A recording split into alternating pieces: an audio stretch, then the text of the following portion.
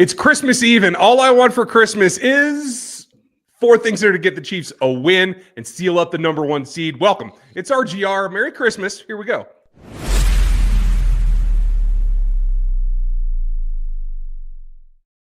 It's a very strange year. We're coming to you with the game plan on a Tuesday morning for pre-Christmas. This is Dan Harms. I'm Ryan Tracy. How you doing, Dan? You know what? It's Christmas Eve. Sometimes it doesn't feel like it, but we all get together, we make our cookies, we do whatever you got to do, you make dinner, and you have a great day. And what we're going to do is we're going to make sure you guys know what we want for Christmas from your Kansas City Chiefs. Like, that's what this is about, right? So I'm excited for this one. I am pumped as well. And it's going to sound a little bit different just as we go through, the underpinnings of the wrappings under the tree and the stockings, etc. I might even have a couple little extras, but it's the basic game plan. We're going to give you what they need to get done to get it done. And as always, like, sub, hit the bell. If you don't know who we are yet, well, welcome to RGR Football. This is what we do year round, not only for the Chiefs season, but for the postseason, for the draft season, for the OTA season, for the dull season right in the middle, and we start camp. So we're here all the time. We would appreciate it. If you guys want to join us in Rogue Nation, hit the join button as well. So it's Christmas, and there's a lot of shiny things, but I want, like, the basics. I want the things that I can build stuff with. It's like Legos and erector sets for me this year. What's number 1 for you? Well, for me, since we've seen George Pickens is going to be active for this football game, don't let this guy beat you deep. Because when we look at Russell Wilson, he averages 143 passing yards per game without George Pickens in the last 2 games that we've seen, and he averages 271 passing yards per game in those 6 starts with Pickens healthy.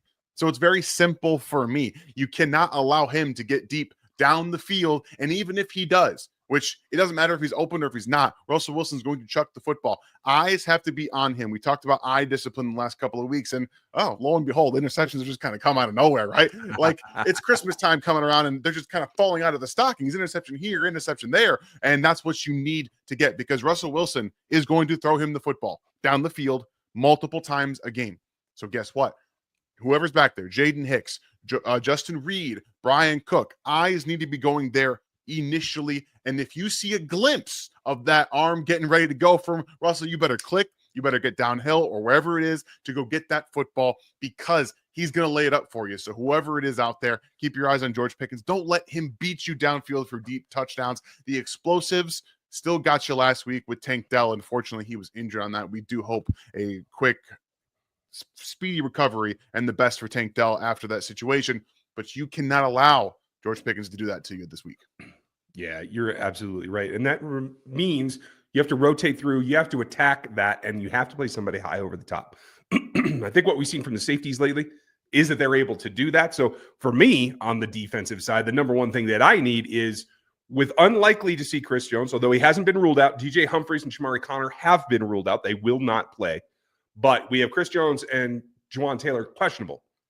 If Chris isn't ready to go, the present that I need is from Charles Omenihu to go become pass rusher number 1 and not put that on George Karlaftis. George has been doing a very good job. He's been playing a boatload of snaps this season, but it's got to be someone else that steps up into that front. Charles has the experience. He has the explosiveness, and let George do George. I don't think that, like, changing all the pressure situations and the way that they align is the right way to do it. So I need somebody else to step up and take that. And I'll take a bow on that one. It doesn't have to be a huge present, but I just need something I can unopen and have what I need. It's funny you say that. I'm interested in how they're going to use Karlaftis and Omenihu if Chris Jones is not playing in this football game. Do we think they just say, hey, Charles, you're going to play Chris Jones today? Do they do that and they just rotate him and just set him in there and say, you're going to be our Chris Jones this week? Because we know he can do that. When he came out of Texas, he was an interior defensive lineman that kind of rotated outside a little bit. And you saw that from him with the Texans. And then he started to transform and become a defensive end. And we see what we see today.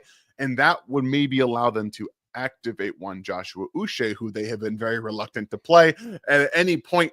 And if there's one thing that Russell Wilson's going to try to do, is still try to get the football out quick if it's not downfield. So you might be able to get after him a little bit, because Russell does like to hold the football. We know that. So I'm with you there. I would love to see what they're going to do there. The second thing for me, I'm going to flip over to the offensive side, because we've seen some telltale signs of a Chiefs offense that is starting to slowly piece together. Maybe Hollywood Brown was the last piece of the puzzle that you find underneath that tree to be able to make, the offense go. And if it is, there is, I think, one weak link in this offensive line. Even if Wanya Morris plays, it is Caliendo against Cam Hayward. You cannot let that matchup define you. I understand that TJ Watt's out there. I understand that they've got Highsmith and they have Nick Herbig. The quickest way to the quarterback is right up the middle. You have to allow Caliendo at least a little bit of room for error, because we talked about it on Monday. Cam Hayward is playing maybe 7 years younger than what he actually is. He's like 34 years old, and he's playing like he's 27 in the prime of his defensive career. He's creating havoc in the backfield. He's getting after the quarterback, and he's been immovable in the run game. And we're not going to see DJ Humphries. So that means Joe Thuney once again will be your left guard or your left tackle. The run game hasn't been there. How are they going to manufacture some ways to get the ball, running the ball to the left? Is it going to be jet sweeps? Is it going to be maybe quick screens as a part of the extension of the run game? Or are they just going to say, we need to be able to do this? So Caliendo, look, you got to come out and you have to give us something here, because I think at the end of the day, that matchup will decide how the offense performs in this game. So they got to do some things much like they did with the outside, Myles Garrett, and even Danielle Hunter and Will Anderson, to help the interior this time instead of the tackles. Yeah, I think that's a great point. And I would even like to see them go to a split back formation with Patrick under center, so that you already have that three steps to the outside advantage. Get that pitch in the air. I trust the backs to take care of that and hit the edge where Cam can't get to them. The question is going to be, are they disciplined enough to do it? And will Andy call it enough? I hope that we see that. I personally would love to. For me, I want a magical golden can of whoop ass underneath that tree. That's my last present that I must have.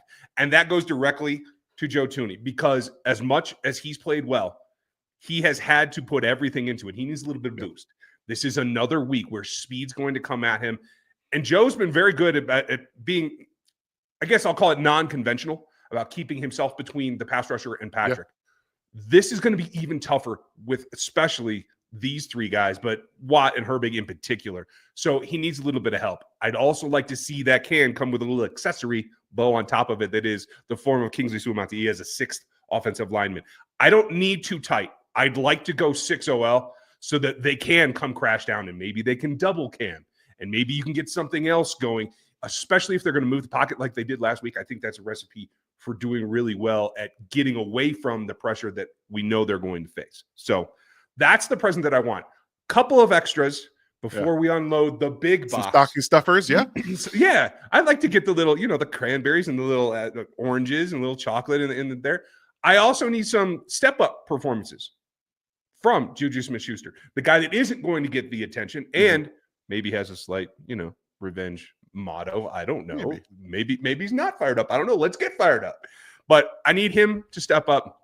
I need Jaden Hicks to continue his streak. Those are the two guys in the stockings that I need to continue to raise their game, and I think that will help a lot. Do you have anything you want in the stocking? I do. I think we need to have a little bit better game out of Travis Kelce. Travis Kelce's got to show up this week, because it's a short week. So this is going to be relying on things that of the offense. That's why I'm more hesitant to say they're going to use a 6 offensive line, because it's Saturday to Wednesday. It's less time to put that into the offense where you don't use it a ton, and that's less time for game planning. Travis is going to come and he's got to bring his big, his entire Santa bag right over his shoulder. He needs to be a little bit better than he has been in recent weeks. And also Josh Williams, you're probably going to be matched up against George Pickens a lot on the outside. What do you got, my friend? This is your time to open up your gift on one of the bigger stages on Christmas Day against George Pickens. He's going to be physical with you. You can be physical with him. It's going to be a matchup where you can actually probably not get flagged for the amount of physicality that you want to, because he's going to bring it as well. It's going to be a lot of fighting, and I think that that's going to be something that really elevates this defense. So Josh Williams and Travis Kelce, what do you guys got? I think they're both going to show you something. Let's hope that it holds up.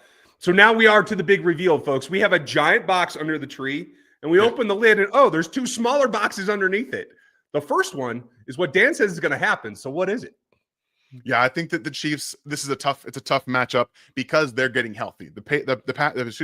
Steelers pretty much are getting everyone back. Larry Ogunjobi, Pickens, we know, Dante Jackson, Deshaun Elliott, they're all active for this game, which again, you want to play your best football against the Chiefs. So anytime you have players that are sitting out games, you know they're probably going to be active against the Chiefs. This is all hands on deck. You're injured. You've got Chris Jones maybe going to be out for this game. This is again, you got 10 days off after this. 10 days off, and you might have multiple weeks off if you win this football game. So Kansas City, Patrick Mahomes, the way he has played over the last week, I think will extend into this game. The addition of Hollywood Brown is going to be huge for the offense. And I think that they're going to be able to put a whooping on the Pittsburgh Steelers because we know Russell Wilson. We've seen him. I mean, it's 1 year, right? He played a couple of games. It's a better matchup for him. Arthur Smith's really good. I think they're going to win this football game. I don't think it's going to be like big scores, but I do think that the defense is going to do a really good job of holding in on the Pittsburgh Steelers offense. I think they're going to win 24-17. At the end, it gets a little close. Yeah, a little close is kind of the way that I see it too. And I like where you're going. So as I take this second package inside this package off, it looks to me like there is a vulnerability there. You can say ups and downs about Joey Porter Jr. and how he's played for the Steelers. He's out for this ball game. Now, some would say, okay, you've lost a strength of a high-end athlete. Yes. He's also made a lot of mistakes this week. So I don't know that it's like the super like fire on the gas kind of thing. But it is something that I think Hollywood NX in particular can take advantage of. And so that's what I need to see. I should give it a name. XHB. That's what I'm looking for. That combination of players. Let's get after it. Extra, I don't know. We'll come up with that later. But those two in particular, if they can stress replacement players that are not playing or not playing as much snaps as they normally are, and you can stress the safeties in particular, I think it opens up the field for Travis, as you said earlier, and for the guys to make just move the stick kind of plays. Yeah. And I think that that's fine. I do think it's a bit more of a grind than you do, but I do like your outcome there. I think the Chiefs win this one probably late on the foot of Harrison Butker, 24-21, to get that first seed. Go home, go to sleep, and we'll see you in a couple of weeks. That's what they need to do. How do you guys feel? What's the Christmas present you want for these Chiefs on this day? Remember, it is on Netflix, so go get logged in and do the stuff and have the thing and be ready. But leave your predictions down here below in our comments. We would very much appreciate it. Daniel, thank you to you and the ladies. Merry Christmas, and I hope you guys have a great Santa-filled evening. Yes, you and your family as well. Everyone, thank you guys for watching this. Go celebrate Christmas however you do it or whatever holiday you guys celebrate. Have a happy holidays, and we'll see you guys after the game on Wednesday. Absolutely. We will be live, so don't miss it. Have a good one.